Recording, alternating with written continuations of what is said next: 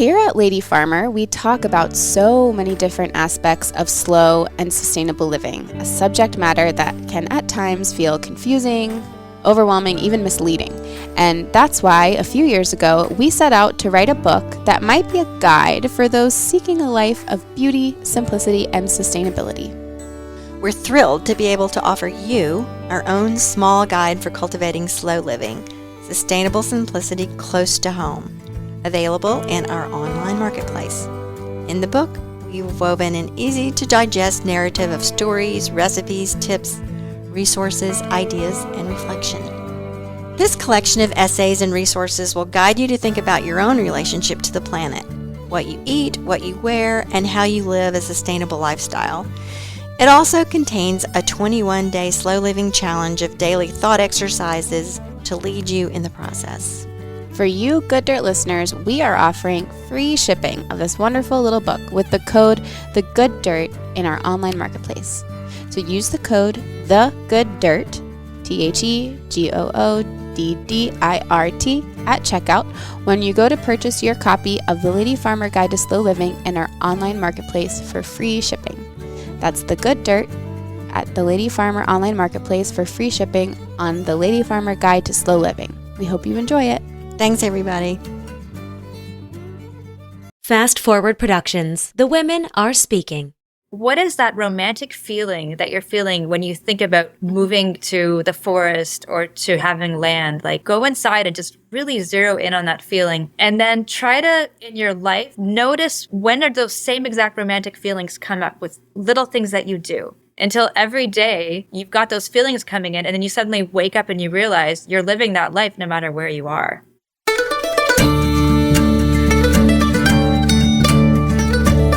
You're listening to the Good Dirt Podcast. This is a place where we dig into the nitty-gritty of sustainable living through food, fashion, and lifestyle.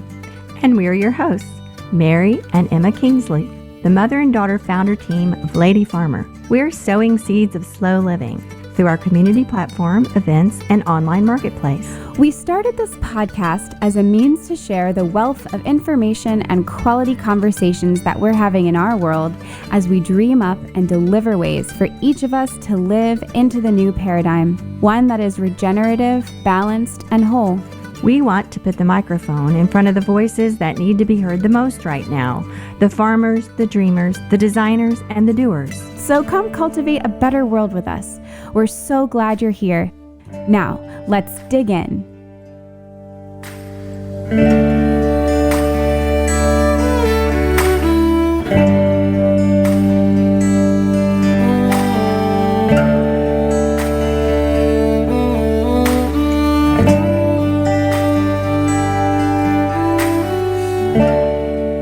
Hi, everybody. Thanks so much for joining us.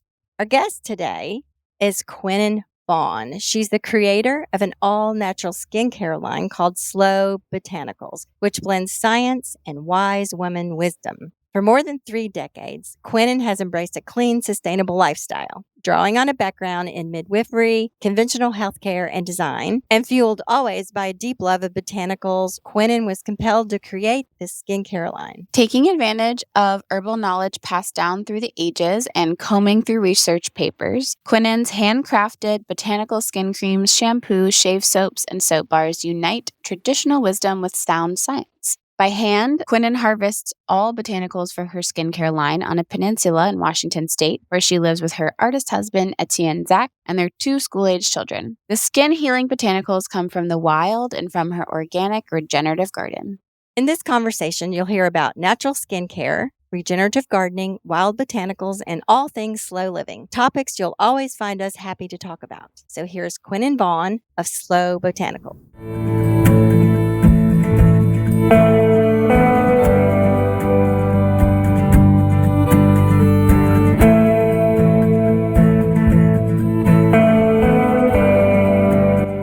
I'm Chwynyn Vaughn, and I have a company called Slow Botanicals. And what I do is I create handmade skincare products that I make out of botanicals that I harvest wild and that I grow in my organic regenerative garden. And these products are made especially for sensitive and dry and aging skin, and they're sustainable. And I really believe that sustainable isn't enough. So I make my products at the highest quality possible. And I use botanicals that are known for nourishing and nurturing your skin and preventing signs of aging and dealing with all of the skin issues that we don't like to have so that your skin is more comfortable. Do you grow all of the ingredients you use, or how many, or, is there I imagine there's probably some things that you can't grow in your garden, but that's amazing. Well, so my whole thing is that I pick it. If it's in my products, other than the olive oil and beeswax, because I don't have honeybees. I have mason bees, but I don't have honeybees. So other than the olive oil and the beeswax, and there's coconut oil in some of the products, and that's all certified organic, everything else that I use has to be harvested by me. So that means that I can harvest everything exactly at its peak moment. So yes, either I grow it in my garden or I harvest it wild. I grow 95% of my family's veggies and fruit for the year in my garden as well. So it's a big part of my life. Do you live on a large piece of land or just a normal suburban lot? Or Yeah, and where are you? So I'm in Point Roberts, Washington, and we're a really funny place. So for most of the North America, Canada and the US are divided at the 49th parallel. On the very west coast, there's 5 miles that dips down above the 49th parallel. So we're not attached to the rest of the United States or the rest of Washington State. We're only attached to Canada, to British Columbia. So it's a really small town attached to suburbs, which is then attached to Vancouver, but that means that we're rural. So you're like in total city, then suburbs, and you cross the line and you're in a rural community. So it's pretty amazing. And it's a real cross-border Canada-US life. Most people who live here are dual citizen families like we are. But so my yard is just a quarter-acre. So that includes my house and the garden. And our southern exposure is actually in the back where all the tall conifers are. So I don't have that much growing space. And I love to let people know this because it's amazing what you can do on a really small piece of land. You keep your soil healthy and you time what you do and you plan. I mean, my garden pumps out so much. I was even selling cut flowers out of it as well as growing all of our food and growing the botanicals for my skincare products. Amazing. So you're growing on just really a fraction of an acre because you have your house and then you have in the back, it's shady, you said, with the conifers. Mm-hmm. That's a very small amount of growing space. Is it planted in a way that it's kind of wild? You let things kind of come up where they want, or have you got it really planned out and you know exactly what's there and when it's coming and all of that? How do you approach that? Well, I plan it out and then it gets wild. So it's a mix of both. Yeah, I know how that is. Yeah. I mean, I have raised garden beds and that's all mostly veggies. Some of that's flowers and some of that's herbs, but it's mostly veggies. And then all around everywhere else, I have flowers. So I have weeds that I let come up in spots because they're weeds that I use in my products. And then I just light them as well. And then other areas, I start with an idea and then some plants want to grow there. So I let them grow there as well. So it's a real mix. It's quite wild, but it has an overall plan. I was, as I said, selling cut flowers. But as time went on, it became more and more important to me to let the pollinators and the birds have all those flowers. And so I'm not selling flowers anymore. I'm cutting a little bit for dried flowers, and I'll cut them, a lot of the flowers, after they are starting to go to seed where they're no use to the pollinators. But I also leave a lot of seeds for the birds, which come in all fall. So the birds have quite a ways into the winter where they get to eat out of the garden as well. I'm curious, when is your frost date up there? Well, it's supposed to be the end of October, but I know that like 2 years ago, I had dahlias blooming on December 23rd. It's really not until January that we usually get a really, really hard frost that kills everything. And you're not only growing all the flowers and herbs and weeds and things for your products on this small piece of land, but you're growing 90% of the vegetables that your family eats. That's amazing. Yeah, it makes me really happy. And I feel like so many people think you need to have a really big piece of land, and you don't. Do you do a lot of vertical gardening for that purpose? Do you have things going up? I do some, but not that much. I have kiwis that go up a trellis, and then I have peas and beans going up trellises, and I have 3 apple trees and a plum tree, so obviously they're up.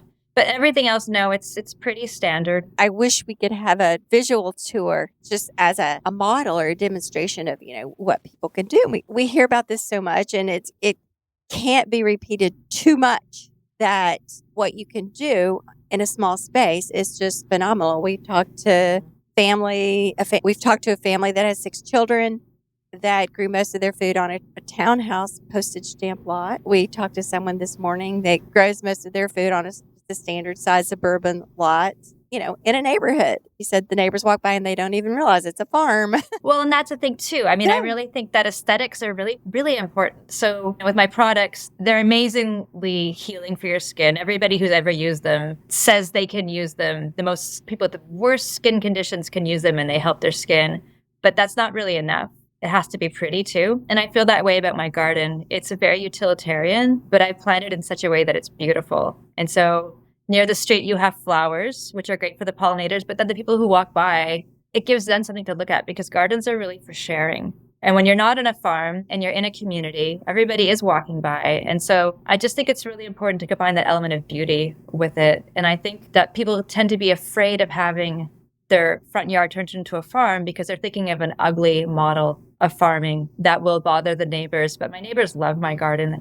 Yesterday, actually, I had somebody do a drive-by. She's like, I hope you don't mind. I was just coming across the border of town and I wanted to drive by your yard just to look at it, And that's the kind of reaction people have. Aw. Oh, that's So wonderful. you can make the front yard farm gorgeous. Yeah. We want to hear a bit about your background and what you were doing earlier, and what are some of the things that happened in your life that led you to be doing what you're doing right now. So when I was really young, I became really, really lucky. And my family moved to Northern Ontario, and we lived in a log house in the forest, and we were on the side of a really large river. There weren't many kids around. There weren't many people, period. And it was a really beautiful time in my life. And it really set the foundations for me and who I am. And I loved living there so much. And there was so much imaginative play. And I would spend so much time just staring out the windows at the trees. And we grew our own food in the garden. And we would spend hours upon hours picking wild blueberries and filling our freezers full of blueberries. And my father would fish almost all of our protein. And I'm a vegetarian and I don't like fish, but I like the concept that he did that. And then we moved to Texas. We moved to a suburb of Houston. And it was just a shock. And my mother bribed me. She said, we'll grow peanuts when we move. And we never did grow peanuts. And I just spent the whole time we were in Texas wanting to go back to Canada. And it was just this idea and this feeling inside of me. And eventually we did move back to Canada, but we moved to the suburbs of Toronto. And it wasn't anything like what I'd imagined in my heart and the side of who I was. And I spent years and years trying to get back to that place, not that exact land, but the same kind of sort of rural place. And I eventually realized that more than the place, it was the philosophy of life that I was missing and looking for. I was able in the city to start living, I guess it wasn't called slow living back then, but living in that way because I was able to access that place inside of myself. I would combine that with when I was in high school. When I was in grade 10, I took a science fiction literature class, and that would have been 1988. And I suddenly found out that there was this environmental crisis happening. I'd never heard anything about it. And that was this life-altering moment that changed the course of my life. It changed the course of every decision I made. So I feel like combining that realization that we were failing all of the creatures on the earth and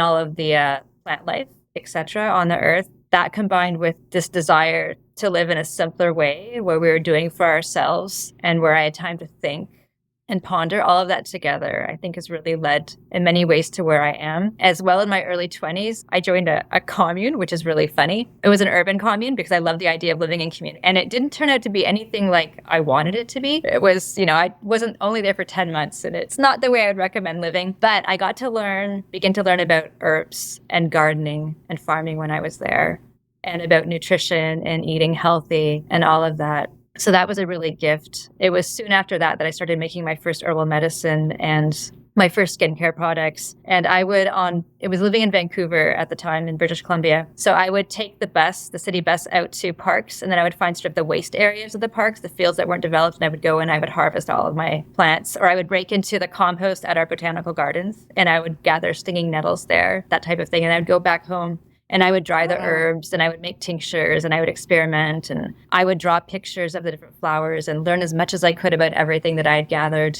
I guess I've been living like that since. So all of those, no matter where I am, whether I'm in the city, whether I'm living in LA or living more rurally on Vancouver Island or living where I am now, I've found a way to combine all of that and always found some way to be with plants and include that in my life. And just really be intentional about how I'm spending my days and what I'm choosing to think about and what I'm choosing to do, so that it's sort of all come together to where I am now. in my 50s. That's awesome. And do you still practice herbal medicine? I don't do that for other people unless they ask. I make all my own tinctures and for my family. And I sell some tinctures locally, but I don't sell the tinctures online, but I sell them locally. And of course, all my skincare products use those same herbs and botanicals as well. So I approach the skincare products I make, the soap and the shampoo bars and the shave soaps and the skin creams, I approach them from an herbal medicine position so that you're not just cleaning your skin, but you're healing your skin. In a way. Yeah, they are. Yeah. I'm so interested in what you said about when you realized that what you were looking for was more than the place. It was more the philosophy of life. And we like to remind people as well that, we get these ideas in our head that some people might say they want to go live on a lot of land or go start a farm or live in the forest. And all those are wonderful dreams. But we like to remind people what they're really looking for is a feeling and a way of being, like in every day, in the moment. And as you have just described, you can go such a long way to creating that wherever you are, because it's more like an approach to life in a frame of mind. And when you're in that frame of mind, you seek out the things that give you those feelings. Here you were, a young person seeking what you wanted, seeking that feeling, seeking something. And you weren't living on a farm or the forest you had been longing for, but you still found a way to get that feeling and to fill yourself with the nourishment of living that way. And, what is that way? Everybody has to decide that for themselves, but to be able to discern what it is you're really looking for. And it reminds me a lot of kids were raised in the suburbs, and then we lived in the city for a while. And that was all very good. And I enjoyed those things. I enjoyed the life in those places. But I always knew I was kind of looking for something else was calling me. I didn't exactly know how to describe it, but I did know how to describe the feeling of it for myself. No, well, I feel like that. I think it's a really good idea because you really hit on it there. It's what is that romantic feeling that you're feeling when you think about moving to the forest or to having land? Go inside and just really zero in on that feeling. And then try to, in your life, notice when are those same exact romantic feelings come up with little things that you do. Because there's probably something everybody's doing that ignites those same romantic feelings. And then just do that and just build on that until you have more and more of that as part of your life and part of your day. Until every day you've got those feelings coming in, and then you suddenly wake up and you realize you're living that life no matter where you are. It's just like you say, just find the feeling and then live it, You said it so well. Find the things that bring that to you. In my experience, it was on Saturday morning, I'd get up and in the summer, about this time of year, I would get up and drive out to where we now live to pick berries because the picking of the berries gave me that feeling. Exactly. It just carried me. It just filled me up. And years later, we ended up actually living out here. But, the years in the city, I was very much supported by doing that and having that feeling and not having to feel like I was deprived in some way or not living the life I wanted to live. Yeah, and that's about that vision, You had a vision and eventually the vision happened, but you didn't have to have it right away. And I think that's part of slow living too. There's just that patience. There's being right here in the moment, not being distracted by whirling thoughts because I'm actually focusing on exactly what I'm doing right now. But then having a vision of where you want to go long term combined with today, and then having those healthy boundaries where you're only including what you love and the people you love and what supports both your vision and feeling good right now, and I think that does take you eventually. You build all the expertise, all the experiences, you create all the connections you need to get you to where later on more of that ultimate place. And for some people, it can be the opposite. It can be going from having a farm to realizing this is not how I want to do this. I want to do it in a quiet, smaller way. And I actually just want a yard where I can really hone in on everything I'm growing and experience the joy of weeding or experience the joy of planting. It doesn't have to be big. It can be small too, depending on who you are. Oh, absolutely. We also like to remind people, as you just said, these things take a long time and it is slow living. And if we're lucky in this day and age, we have many decades to live these things out and to hold the vision that you're moving towards in these small ways,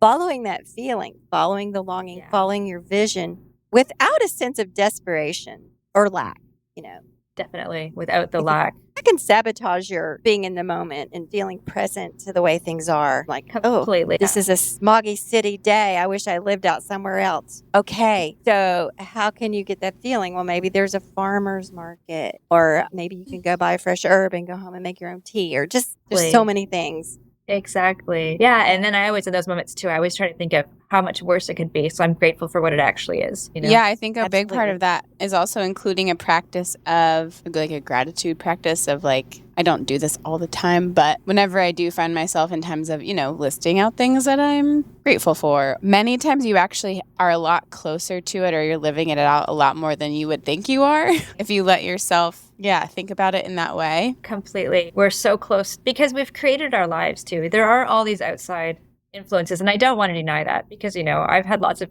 outside influences that have kept me from going exactly where I want to go, but it doesn't have to be exactly where you want to go in order to be something to be happy about and something to be joyful about. It doesn't have to be exactly what you imagined. We're just given so much. Even for those of us who live in North America, like we're so fortunate. I often tell my kids when they're complaining that they don't have enough or they're feeling lack, I said, just living where we live, imagine a street and there's a bunch of houses on the street and there's this one big gigantic mansion at the end of the street. And you were born with the luck that that's where you're living. You're in that gigantic house of plenty just by living where we live. We're really fortunate. It's true. So tell us a little bit about how you ended up with this business, and you've told us you're interested in it, you've been growing things, but when did you start it and how does it work? And tell us all about that. So I have this interest in plants, botanicals. I've also been really creative. I used to do a lot of beadwork and I studied fashion design. So I have a really strong design background. My husband's a professional artist. He's a painter. And so there's a lot of creativity and aesthetics are important in our life. And then my background is in midwifery. So that was my first initial training. And since then, I've worked with children and I've done postpartum doula work and I've done doula work. And I also worked at my local medical clinic where I ran our lab and did all the blood draws and all of that. And I was the medical assistant.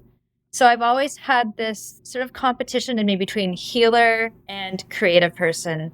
And eventually I had to deny that competition and I had to bring them both together. As well, I think the responsibility of midwifery. I was really young when I first started and it was too much. And so I needed to take a step back. I was never able to stop sort of doing healing work, especially for women. And so a lot of what I do with the botanicals for the skincare, it's again for women. And I realized that so much of our self-esteem and confidence really is bound up with also how we look. And how we look is really a product of how healthy we are. And so I wanted to create something that would help women to be more healthy and to feel good about who they are. And instead of putting on more of a mask on their faces, to take it off and celebrate who they are. And at the same time, making who they are healthier. And so all of that just combined with all of my interests came together, the healing, the botanicals, the really caring deeply about women and the sort of sisterhood of women and women feeling really good about themselves. And I also have this inability to do work that doesn't fill me for very long. So I found that when I would work jobs, they never lasted that long because I have to be deeply fulfilled by what I'm doing. I have to feel like it's meaningful and like I'm not just renting myself out for what somebody else wants to sell or for somebody else's needs. And then also we've just sort of hit a point in the world where what I do is finally relevant and what I care about is finally relevant. When I was younger, if something was going to be considered a great product, say, it had to be made in a factory. Nobody was interested in the handmade. The handmade was considered inadequate. And so we finally hit a point where people realize that when it's handmade and it's made with love and it's made on a small scale, it's probably a lot higher quality and that the person who's making it really, really cares and probably knows more about what they're doing than the big company with all these moving parts that are just trying to chug along like a train, with an engine. And so I just hit the point where I didn't want to work in the medical clinic anymore. And I was wanting just to be in my garden. And I just wanted to sort of touch people at a much larger scale with the products that I was making than just giving them as gifts. So I decided I'm just going to do this. And it's scary to take that risk, but I just made a decision. This is it. I'm just going to do this. And this is my passion. And this is what I love. And this involves everything that matters to me. And I can be with my children at home while I do it as well. And yeah, I just did it. And I'm doing it. Is it just you or do you have support? My husband, I'd say, is really supportive, but I don't have any employees. I'm holding off on that as long as I can because that feeling always that no one else could do it as well as I can, you know. Yeah. When you have other people doing the work, you get disconnected from the process and the products. And while it's not completely sustainable forever, it is nice to hold on to that as long as you can. It is. And I also really like to have the connection with my customers as well. I like to put a handwritten note. Any little bit that I can learn about a customer, I love to connect with them on that level and put a handwritten note in and just make it really personal because what I do is really personal. My relationship with the plants is really personal. I want to make it personal the whole way through. So you talked about your plants being sustainable or your products being sustainable. I would like you to speak to that a little bit. What does that mean to you? And you also said that sustainable isn't enough. And I thought that was an interesting statement. So I want to hear what you have to say about that. Okay, so for sustainable isn't enough. I think that there's a very small group of people out there who buy everything based on sustainability. And I think that group of people is very, very small. And I think even we all make choices that aren't sustainable. And we make them, even those of us who are really geared towards a sustainable life, we do make choices that aren't sustainable because we have other priorities that come into play that end up making the decision for us. And so I think we need to create products that enable people to make decisions, those who want sustainable products to make decisions that are based on the other aspects that draw them to buying something and wanting something. And then for all the people who have no interest in sustainability, to give them what they really want, which is not sustainability. And then the sustainability part is just the of course part. Well, of course it's sustainable. And I mean, I think that's where we need to be going for. Well, of course it's sustainable. That's just the underlayer. What is it really giving on top? And I think that's what I'm really want to give people is the top layer because I will never do anything that's not sustainable. And so I want to give them the other parts. And so I just try to make my product the absolute best product I've ever used and to have everybody write me credible letters about how it's transformed their skin and how comfortable they are and how it's the best thing they've ever used and how beautiful it is and how, they love having these products on their counter and their shower because they make them feel so good when they use them. Things like because there's no fragrance, how their lungs are opening wide finally and they feel healthy while they're using it. I want to give them all of that because I'm, of course, going to make it sustainable. And yes, for the sustainable, I don't use any fillers that don't need to be there in the products. And I use everything certified organic that I use. Sometimes I use beeswax that's not certified organic, but it's domestic USA from smaller beekeepers. And then, of course, I harvest all the plants, and I make sure that I do that ethically. So some plants that I use are invasive, which means I will take everything and I actually keep their footprint smaller because they're no longer making seeds because I've taken all of the flowers. So they're not making seeds. So that helps bring down their population. So I'd rather have a plant that I use all the time no longer exist and I can't use it than have it get more proliferate more on the land where we are. And one of the things I love about working with plants is that I don't have a bunch of garbage to deal with at the end of my product. It's amazing to me how you have this amazing garden grow. And as gardeners, we so often want more and more plants. We start more and more seeds. We want more flowers around us. And I love how you can have that desire for more, which humans tend to have and collect. And then at the end of the season, it all just takes care of itself. It just dies. It works itself back down into the ground. And it's part of a really positive cycle. Instead of being like, okay, now I have to deal with all this stuff I have to deal with all of this byproduct. What am I going to do with it? Where am I going to put it? Who am I going to give it to? All of that, don't have to deal with it. It takes care of itself. And I really, really love that. It feels very calming to me, and it feels like a real relief that I'm not left dealing with the byproducts of my hoarding plants. Let me tell you about what it's like to drift to sleep on a 100% natural wool pillow sourced from regenerative farms, wrapped in a lovingly handmade organic cotton pillowcase. Oh wait, I can't. I think it's just something you're going to have to try for yourself. Holy Lamb Organics is proud to carry on a centuries-old tradition of making beautiful textile products by hand. Combining heritage methods with pristine natural and organic materials and sustainable business practices, they bring a dedication to healthy living and the environment. Everything Holy Lamb does reflects their devotion to the planet and its inhabitants. From their supply chain to their manufacturing processes to their facilities management, nothing happens without considering the environmental impact. Most importantly, they're also dedicated to fair labor practices, secure working conditions, diversity, and inclusion. From the farm to the mill to their partner manufacturers, everyone shares the same high ideals of a safe, respectful workplace and environmentally conscious methods. Making good products enables them to do good work. Every time we order something from Holy Lamb Organics, we're proud to support a small town, made in America company. You can find Holy Lamb Organics in the Lady Farmer Marketplace.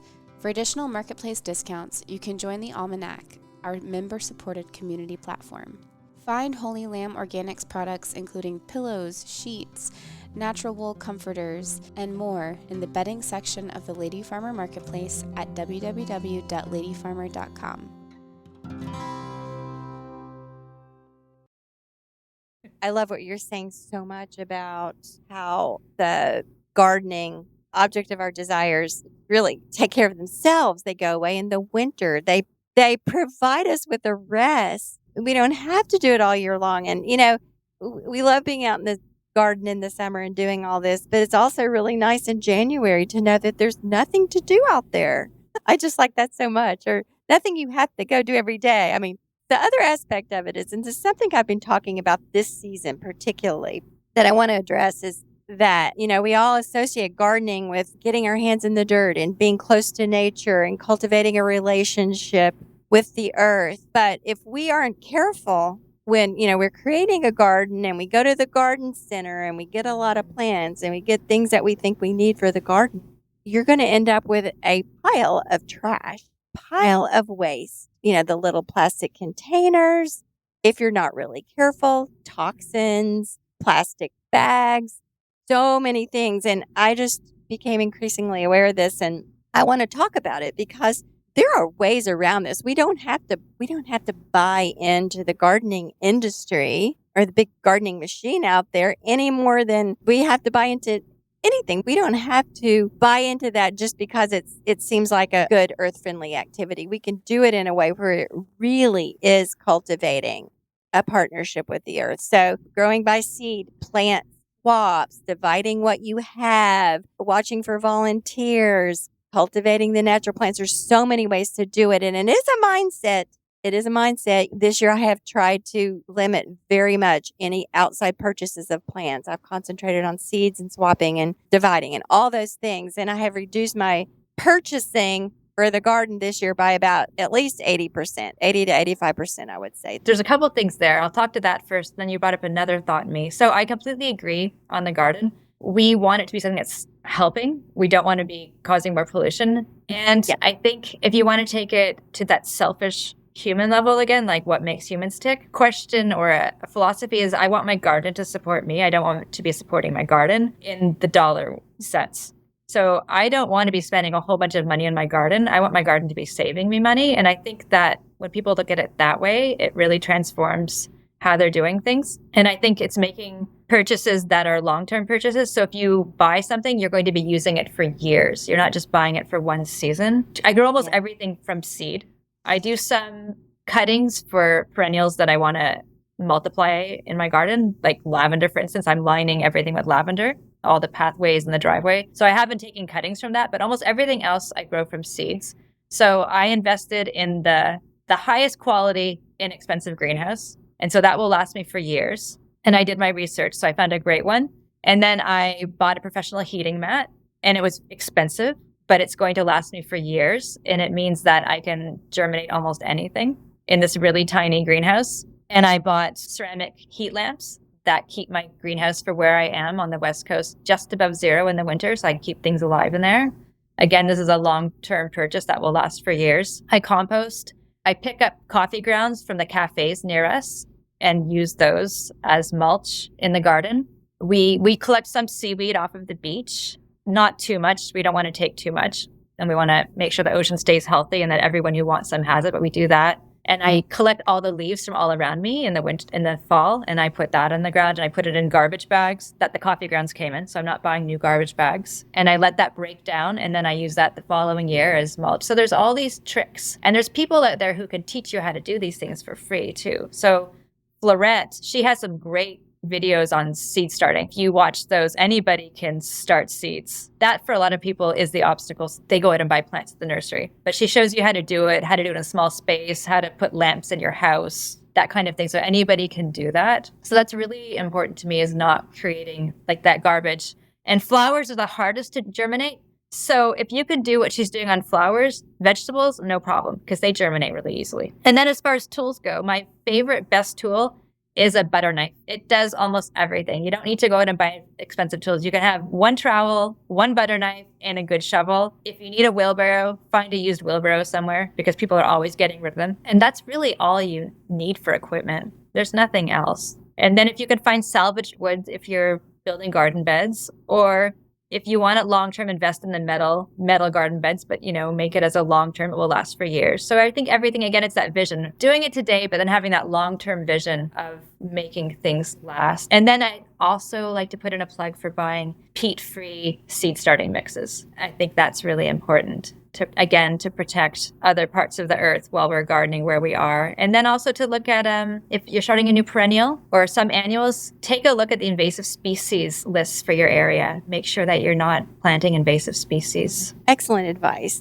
Tell us a little bit about the peat issue, because I know it's really out there for starting seeds and so forth, and people might not realize that that is not earth friendly. It's very extractive. And what do you know about that issue? I know that it's not an unlimited source. The bogs get used and they're not unlimited. They're also a giant carbon sink, so we want to keep them in place to capture carbon. There are other substances you can use to start seeds. I don't like just using cocoa core, however you pronounce it. I haven't had great success with it. There is one product that I buy online, and I buy it from Amazon, and I haven't found it anywhere else. I think it's called Back to Roots. I can find it later, but it's peat-free, and it's the best seed starting mix I've ever used. And that's the one thing I buy in bags. It's the only thing that I buy, but I do buy a seed starting mix because I haven't had any success of making anything on my own.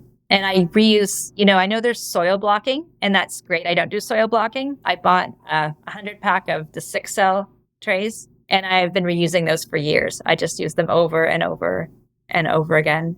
And I always start extra plants of everything so that I have plants to give to friends who aren't so good at gardening and who want to start, and they don't have to go to the garden center and buy something, because I'm going to give them something of a variety I've chosen that is really good and they'll have success. So I think that's another, as gardeners, just to be really generous and share and help people start by doing it the sustainable way.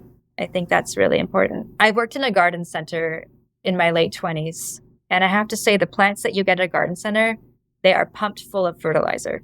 And so people also, they think they can't garden because they go to the garden center, they buy a plant, it looks amazing, and it will never ever look that way again. And it will probably die very often when you plant it, because it was just made to sell. It wasn't made to be healthy. It wasn't made to live. It was made to fly off the shelf. So if you buy a plant at the garden center and it dies, don't be too hard on yourself. It's not that you don't have a great thumb. It just wasn't meant to live. That is such an excellent point. And they are supported with so many chemicals and preservatives, as on top of the fertilizers and so forth. So it's kind of a adventure in things that are not healthy for the planet, even though you'd think buying plants and flowers is an activity that helps bring you closer to the earth. So it's a time for discernment on this, for sure.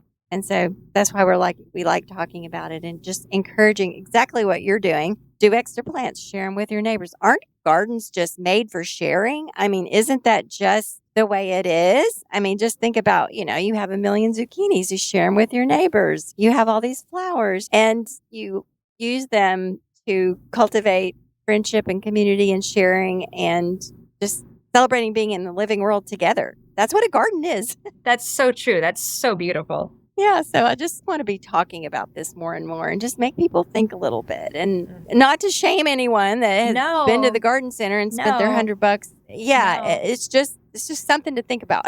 Yeah. One thing that's amazing about gardening is that you really live seasonally. You feel all of the seasons of the year, and it really makes you feel alive in a way that you didn't feel alive. I think if people have any kind of mental health issues or they just get the blues, having a garden, it gets you in touch with all of the seasons. And so it's interesting when you talk there about how in January you don't want to do anything, and how glad you are that you can just sit inside and not do the garden task because there's nothing to do. And that's part of living seasonally. Where I live, we can garden all year round. And so when it starts to get cold and the plants are dying, I have that same feeling where I just want to be inside. No, I don't want to work in the garden. But then there comes a time in late December where all the weeds start to grow up and there is a garden task to be done. And it's amazing how, because they're there and because you can garden, I feel that pull to go outside in January. In January, I do a massive amount of weeding every year and I just feel exhilarated by weeding in January. But it's living with the seasons. I know that if I lived somewhere else, I wouldn't have that desire to get out there at all. But because it's there and that's the way our seasonal cycle works, I feel the draw. And I think it really, really energizes you gardening in the summer. And then I think in the times where there's nothing to garden, you just feel so good about going deep inside and having more reflection and understanding why you want to go deep inside and have reflection, because you've got a mirror outside that's telling you this is the right and appropriate time to do this. And so I think a lot of people start to feel confused and distressed in the winter because they don't want to be out and because they're feeling maybe a little bit darker or they're reflecting on life and that scares them and they think they'll never have energy again. But those of us who garden, I think over time we realize I'll have energy again, because that's just the natural cycle of life. And this is just a normal place to be in the winter, to want to go inside and not be around other people as much and maybe have some dark thoughts, because those thoughts are going to propel me to make the choices for my life this coming year that make me feel even better. And I think that's the gift that being in touch with gardening through the seasons gives us. I love it that you point out the regional differences in where you live and where I live, and how you are responding mentally and physically to what's happening in your place, because you've bonded with your place. You have a sense of place. So you're in relationship with it. And we talk about this a lot too, how that's important. Like wherever you are, create that connection. Be sort of cellularly connected with that piece of earth, because that's where you're going to be able to do personal healing and global healing and climate healing. A place where you have a relationship, like there's meaningful interaction between the human world, and I'll say the non-human world. I don't like to say between humans and nature, because humans are nature, but there are humans and non-humans, and we need to rediscover that integration and really enter into it with very holistically. So I love that you pointed out the difference in that. And here in January, there's nothing. And it always amazes me. There's nothing coming out. I mean, the grass is frozen and low. It amazes me so much how these perennials, these big, giant plants with the blooms, and they're just all summer long, they're just glowing and flowing. And in 3 months' time, there's not a trace of them. They're underground. This just amazes me. So, where do you go? And, are you still there? And then in the spring, sure enough, they're back. Yeah. It is incredible. It never ceases to amaze me. And it's hard to keep your imagination. Every season that happens, you can't believe that it's ever going to look any different. When you're looking at your field and it's covered, everything's frozen, you cannot imagine that in the summer, that's actually going to be full of these tall plants, full of leaf and flower. And then in the summer, it's really hard to believe that there's going to be a time of year where it's all gone. It's really, really hard. There's such a lesson in that when you look out on the winter landscape and you see frozen ground. And it's really hard to imagine what that's going to look like in 6 months. And that can apply to your mood. Like right now, I feel like frozen ground. But to have faith, that's faith. To know that in 6 months, those plants are going to come up. They're going to come up and you're going to come up too. I love the word you use. The outside is a mirror for you. You look at outside to see where you are in the season, or where you can be, if you choose to live into it, if you choose to lean into it. Yes. And when you create a garden that's yours, created your way, it's like looking into your soul. If you're doing it on your model of who you are, not looking to any examples or what anyone else's garden should look like. If your own garden is just staring straight into your soul, and you get to see all the beauty that you are, and you get to see how either meticulous you are, how wild you are, how you like to be in control, all of these things, but it's just all sitting there looking into yourself. Oh, absolutely. So many metaphors. So I was just going to ask what your favorite product is that you like to use. Okay, so my favorite, I'd say I have 3 favorite products. One is my calendula. It's my pink salt and calendula face soap. I love that. It calms my skin and it makes my pores small. and it's really, really moisturizing. It just does everything that you would want a face cleanser to do, but it's completely pure. And it's Himalayan pink sea salt, it's Pacific white sea salt, organic olive oil infused with calendula flowers and then calendula petals throughout it. And so it's hydrating, it's slightly disinfectant, and it's gently exfoliating. And I like that. And then I make a day cream called Floral Blend, and that's organic olive oil, organic coconut oil, beeswax, and then it's the olive oil is infused with wild rose petals that I go out and pick for about the 3 to 4 weeks that they're blooming every year. And then I also, my organic lavender from my garden, I infuse the olive oil with that. And it's very, very calming for the skin. I have other products that I make that are really strong anti-inflammatories, and they are really great products, and I will alternate with them. But there's something about the calming of the rose and the lavender that just soothes my skin so much. And any redness I have, any changes in texture, it just calms it all down. And so that's a day cream. And then I have a night cream that's made with 7 or 8 botanicals. Most of them are wild, and they're all botanicals that take care of signs of aging. They help your skin to exfoliate naturally, help you to build new skin cells quicker. They fade dark spots. They prevent dark spots. They help build collagen. A couple of the botanicals actually turn off the gene that signals collagenase. And what collagenase is collagenase stops your collagen from being produced. So there's chemical interactions between the botanicals and your skin cells that turn off what it is in you that stops creating collagen. So they do all these wonderful things, and I use that every night. And it makes just a tremendous difference in keeping my skin healthy and young. And none of these contain any kind of fragrance or essential oils, because all of those dry out your skin and they all cause a lot of different allergies. Even the essential oils do that. And so with your skin, the most important thing is to always keep your skin from drying out. Every time your skin dries out, you're enabling eczema flare-ups, you're enabling wrinkles to form, you have psoriasis that's going to make it worse. If you have any kind of allergies or any sensitivities, they will get worse. And then it's a positive feedback loop. If your skin is sensitive, it becomes more dry. If it becomes more dry, it becomes more sensitive. And it just goes on and on and on. And so this night cream, it's very, very hydrating and keeps your skin very hydrated. And then all of those botanicals get to sink down deep into your skin tissues where they interact with your own genes and your own circadian rhythm to make your skin its best. And that was the regenerating night cream.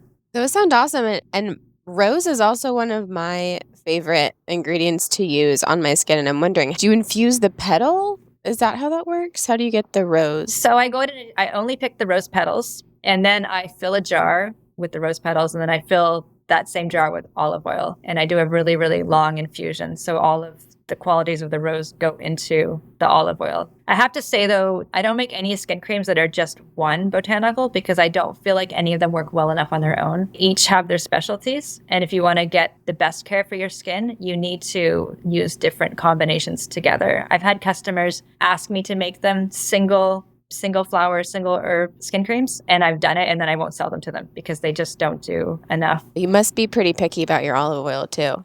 Yeah, I use a certified organic extra virgin olive oil. And as long as it's a really high quality olive oil, that's fine. I think everybody has their preference above that, whether they want a fragrant olive oil or they want a less fragrant olive oil. So I think that comes down to personal preference when you're making something yourself. Just as long as it's certified organic and it's extra virgin. That's what's really important. Because it's certified organic, it's processed properly. If it wasn't certified organic, then to get into all the different ways to process olive oil. But as long as it's certified organic, you don't really have to worry. And Cool. olive oil is wonderful for the skin, isn't it? It I like is. olive oil soap. Yes, Yeah. it's really good for the skin. Yeah, all of my soaps have an olive oil base. So I want to hear about that. So go ahead and talk about the packaging. I'm very curious about that. So everything is, all the skin creams are in glass jars so they can be recycled. And I choose pretty jars so that you can also reuse them for something else if you'd like. The soap, I have very simple hand-torn paper labels that are made from art paper that was salvaged. Our school locally, our tiny, tiny school with right now it has 8 students. We're going to be getting rid of a ton of paper somebody had donated years ago. My husband's an artist, so they asked him if he wanted it. So we took it all. And so all the labels are made from this hand-torn paper. And then when I ship the soaps and the skin creams, what I do is I have unbleached parchment paper that you can compost in your backyard. And I wrap everything in that. And then I tie it with a natural string, jute string, which can also be composted in your backyard. compost. So I try to keep the packaging as sustainable and friendly to our environment as I possibly can. And I usually add some dried flowers as well. Can you compost unbleached parchment paper? Yes, you can. You can even compost In general? bleached parchment paper. Yeah, Okay. you can. You know, a lot of companies say, oh, we would love to use glass, but there's too much breakage in shipping. Have you had a problem with that? I've had no problem. I haven't had anything break, and I'm still waiting. And it will happen eventually, but it hasn't happened yet.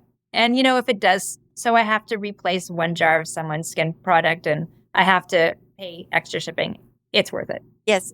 So often in these companies that make these, you know, beautiful products with wonderful ingredients, well sourced, beautifully manufactured, all of that. And then it arrives, you know, it's wrapped in plastic, it's in plastic bottles. It has the plastic pumps, the bubble wrap, and all these things. And I always feel so disappointed. I really want to like it. I really want to use it. But personally, I just don't feel good about ordering things if the packaging's just way off like that. And I know that there are people out there doing the best they can, and there's financial constraints, and there are other limitations.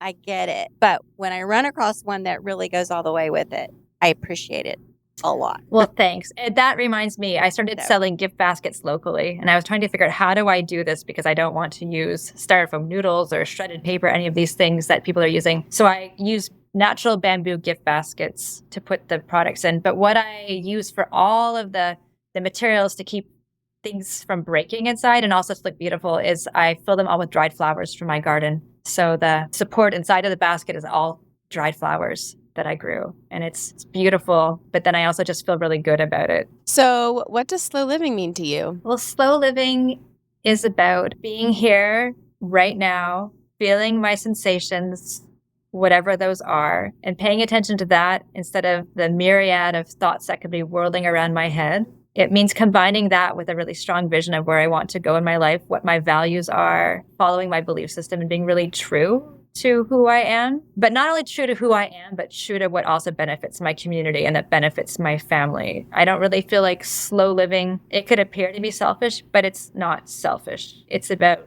creating an environment for yourself and for others benefits you and makes life feel simpler and more beautiful. And so going along with that, I think boundaries are really important. So with slow living, you say no a lot because if you say yes, things go too fast and you can't enjoy the moment. So I really believe that it's cultivating a strong sense of protecting the people around you that matter, protecting time with them, protecting what brings you joy and what feeds your personal spirit. And combining those together, it's a good life. And it doesn't mean that nothing ever goes bad. It just means that when it does, you have the wherewithal and the calm inside to just go with it and deal with it. Thank you. I really like the idea that part of slow living is creating boundaries. I think that's something maybe we don't think about enough. Very good. Thank you. And what does the good dirt mean to you? Oh, the good dirt is our foundation. That's where everything begins. It's like the earth beneath your feet that you grew out of. If we were plants, it's what we grew out of. So it's creating an environment that nourishes you, that nurtures you, that allows you to receive everything that you need to be your best self and everything that you need to give in the way that you want to give. And that feels true and healing and just the best. Thank you so much for your time today. Is there anything else that you want the audience to understand about the work that you do? Well, I want to let you know that I have a coupon code for you to use. It's 10% off all of your order from now until December 31st, 2024. And the coupon code is GOODDIRT, GOODDIRT. And these products are products that are meant to heal your skin and nourish your skin. And no matter what skin problems you have, no matter what stage of life you're in, whether you have eczema, you have blemishes, your skin is aging, you have a lot of sun damage, these products are products that will work for your skin. You won't react to them, and you'll just feel really safe to use them. Wonderful. Yeah, and they're pretty. So my products can be found at slowbotanicals.com. That's slow, SLOW, botanicals, botanicals.com. I have an online shop there, and I have a blog that I write with a lot of information on skincare and skin health, and then I can't help but write about slow living as well. there. And if you want to find me in social media, I'm on Instagram. It's slow.botanicals. I'm also on Facebook. It's Slow Botanicals. I spend most of my time on LinkedIn. So if you look up Chwynyn Vaughn on LinkedIn, that's where you'll find me. And my spelling of my name is unusual. It's CHWYNYN. And yes, when you write it, you'll think you're doing it wrong, but you aren't. And my last name is Vaughn, VAUGHAN. And yes, LinkedIn is where I'm doing the most. Well, thank you so much, Chwynyn. This has been so fun. And I've loved hearing you talk all about your products, and I can't wait to try them. They sound really wonderful. And thanks for having me. Thank you so much. You guys, I really like your show. And I like the conversational aspect of it when I'm listening, that it's not just people coming on with a selling monologue. So thank you so much. And good luck with your birth and your baby. Thank you. Thank you very much.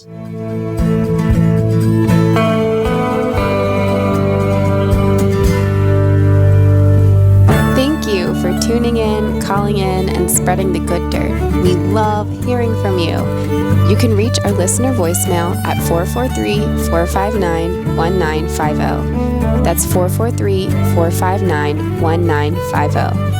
You can find this number in our show notes and in our Instagram profile. This show is produced by Lady Farmer, a slow living lifestyle community, and the original music is composed and performed by John Kingsley. For more from Lady Farmer, follow us on Instagram at WeAreLadyFarmer. That's We Are Lady Farmer. Or join us online at www.ladyfarmer.com. We'll see you next time on The Good Dirt. Goodbye.